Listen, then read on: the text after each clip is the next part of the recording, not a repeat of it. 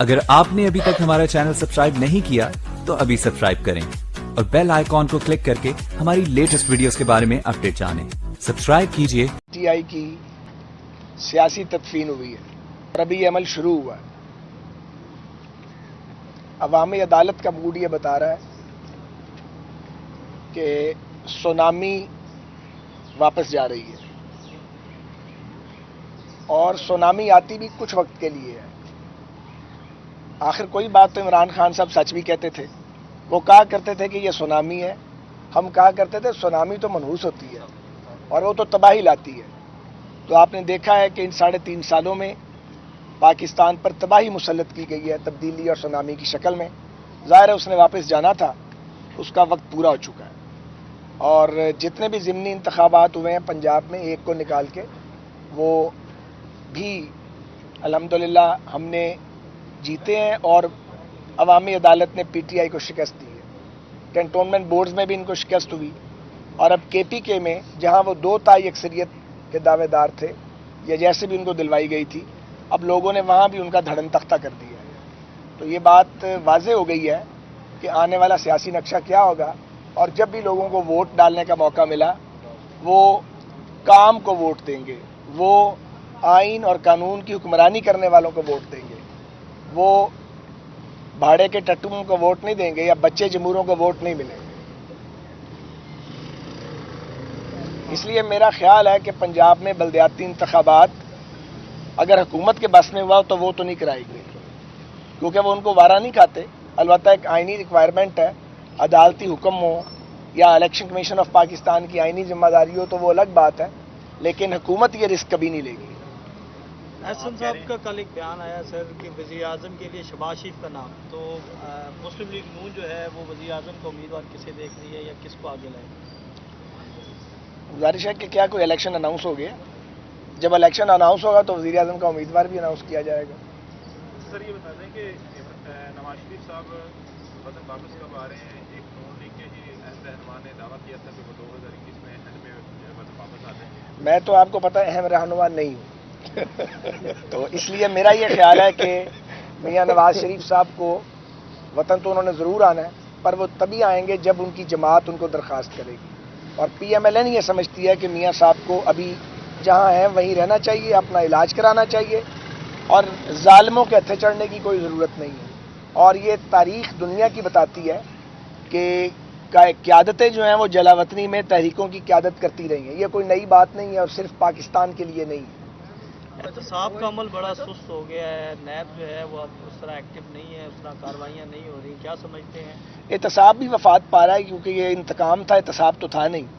और अभी एक जो तकरीरी की है इन्होंने, आप अंदाज़ा लगाएं, एक ग्रेड 22 के रिटायर्ड अफसर को आप without any advertisement rules relax करके डीजी नैब लगा देते हैं और समझते हैं कि लोगों को कानो कान खबर नहीं होगी। अब वो कल लाहौर हाईकोर्ट बार के सेक्रेटरी साहब जो हैं उन्होंने पिटीशन की है और हुकूमत से जवाब तलब किया गया है। तो जब तफसीलात सामने आई हैं तो वो होशरुबा हैं। एक तरफ आप कहते हैं कि एहतसाब के अदारे को इम्पार्शल होना चाहिए। ये कैसी इम्पार्शलिटी है कि आप एक आदमी को स्पॉट करते हैं पूरे मुल्क में और रूल्स रिलैक्स करते हैं, कंसेशन देते हैं और डीजी नैब लगा देते हैं। और अगला मनसूबा भी हमें मालूम है कि उसके बाद उन्हें कहाँ पोस्ट किया जाएगा और उनसे कौन सा काम लिया जाएगा। तो इमरान खान साहब को इन कामों और हरकतों से बाज आ जाना चाहिए। अपनी फिक्र करें, उन्हें अभी तक अपने मुखालफों की फिक्र पड़ी हुई है, अपनी कारकर्दगी टके की नहीं है। लोग जगह जगह आपको फारिग कर रहे हैं। अभी भी दिल ये करता है कि किसी तरह सारे मेरे मुखालिफ मलिया मेट हो जाएं और वो ये समझते हैं कि ये नैब के जरिए ये काम मजीद कर लेंगे। मजीद नहीं होना। या ये समझते हैं कि वो ऑर्डिनेंस ले आए हैं तो अब उनको कोई सवाल जवाब नहीं करेगा। ये भी नहीं होता। जो आपने घड़ा खोदा होता उसमें आप ही ने गिरना होता है। जस्टिस वजीरुद्दीन साहब देखें जी, OIC का इजलास अफगानिस्तान के इशू पे एक मुस्बत पेशरफ्त है, पर हमारी उसमें दरख्वास्त ये थी कि जब OIC के वज़राए ख़ारजा का गैर मामूली इजलास हो रहा है तो अफ़गान इशू के साथ कश्मीर इशू को भी ज़ेर बहस आना चाहिए था। वो पाकिस्तानियों का सबसे बड़ा मसला है और पाकिस्तान की जो ये तश्कील है इसका नामुकम्मल एजेंडा है। تو جو ہمارا نامکمل ایجنڈا اس پہ تو غیر معمولی اجلاس جو ہے اس میں وہ اس طرح کے ایجنڈے پر نہیں تھا, اسے بھی ایجنڈے پر ہونا چاہیے تھا.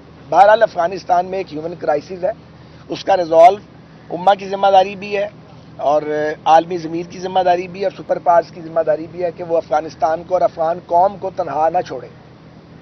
آپ کیا پوچھ جسٹس وزیر الدین صاحب نے عمران خان کے حوالے سے کچھ الزامات لگائے اور اس کے بعد ان کی جماعت کی جانب سے میڈیا کے حوالے سے کارروائی. حالانکہ عمران خان خود جو ہیں وہ روزانہ شہباز شریف صاحب پر الزامات لگاتے ہیں, تو آپ اس کو کیسے دیکھ رہے ہیں, اور خاص طور پہ جسٹس وزیر الدین صاحب جو اس وقت انکشافات کر رہے ہیں؟ دیکھیں, جسٹس وزیر الدین صاحب کو میں کبھی ملا نہیں ہوں, لیکن وہ بڑے ایک سنجیدہ اور اچھی شہرت کے حامل شخص ہیں اور بے داغ شخصیت کے مالک ہیں. انہوں نے کچھ کہا ہے تو یقیناً ان کے پاس کچھ ہوگا کہنے کے لیے, کوئی بات یا شواہد موجود ہوں گے. مجھے اس کی تفصیل پتہ نہیں ہے. میں نے کبھی کسی پر, میں کوشش کرتا ہوں کہ الزام نہ لگاؤں جب تک مجھے اس بات کے بارے میں آگہی اور معلومات نہ ہوں. تو جو ہو رہا ہے ان کے ساتھ, پی ٹی آئی کے ساتھ یا عمران صاحب کے ساتھ, یہ سارا مکافات عمل ہے.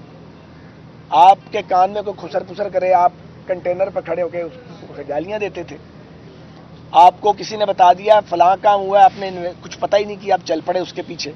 پھر آپ نے کوئی بہتان دنیا کا نہیں ہے جو آپ نے اپنے مخالفین پر نہ لگایا ہو. بے شرمی کی حد تک جا کے انہوں نے یہ کام کیا. تو وہ جو کیا ہوا وہ باری دینی نہیں ہے. اب ایسے ایسے لوگ گفتگو کر رہے ہیں جو ان کے سیاسی حریف نہیں ہیں لیکن بول رہے ہیں. ہم تو چلیں سیاسی حریف ہیں, کوئی بات کریں گے تو آپ کہہ سکتے ہیں کہ ہم ان کے چونکہ سیاسی مخالف ہیں تو ہم یہ بات کر رہے ہیں. وہ لوگ ان کے بارے میں باتیں کرتے ہیں, روز ایک نئی کہانی آ جاتی ہے. اور ابھی یہ عمل شروع ہوا ہے. عوامی عدالت کا موڈ یہ بتا رہا ہے کہ سونامی واپس جا رہی ہے, اور سونامی آتی بھی کچھ وقت کے لیے ہے.